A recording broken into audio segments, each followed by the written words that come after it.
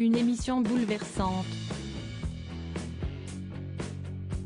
Jeudi 10 décembre 2020, C8 s'intéressait à 3 criminels français dans un documentaire, avant de recevoir sur le plateau de Balance ton poste leurs enfants.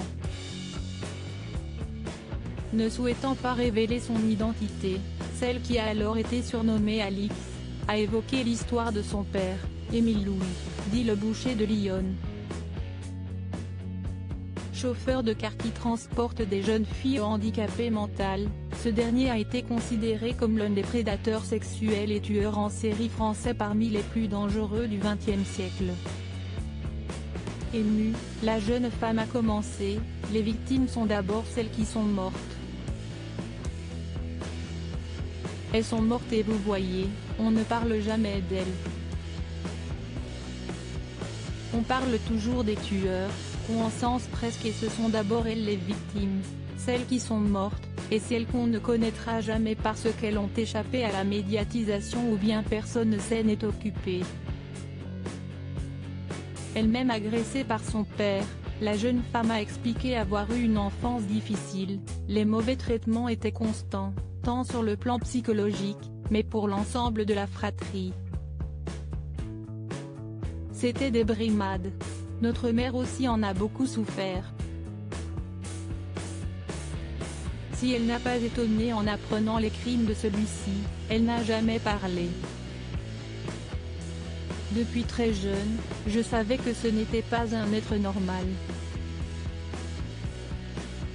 Mais vous savez, moi, je suis née il y a plus de 60 ans, presque 70 même, donc parler de ces choses-là. A-t-elle expliqué. Comparant son père à Michel Fourniret, elle a analysé, il est moins structuré, mais il a son intelligence perverse.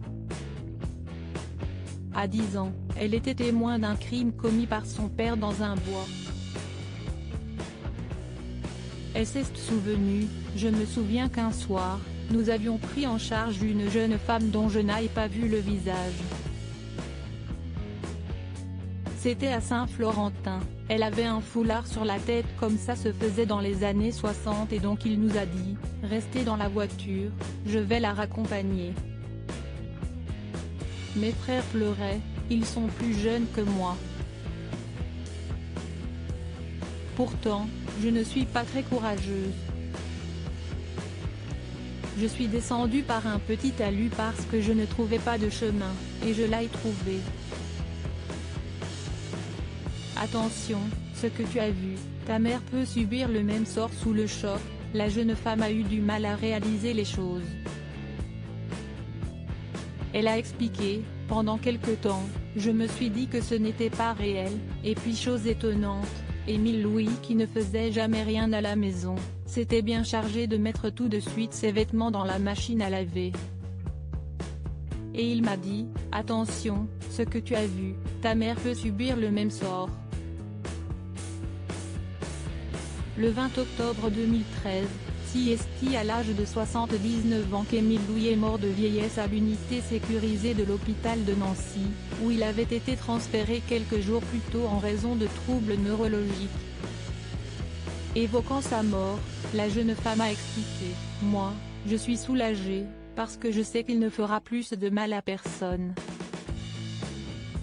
J'ai eu un peu de tristesse pour ma sœur parce que je sais que si est son père, elle l'a aimé, si est son droit, mais par contre moi, je ne lui pardonnerai jamais. Je ne lui pardonnerai pas tant qu'on n'aura pas retrouvé des supposées victimes vivantes. »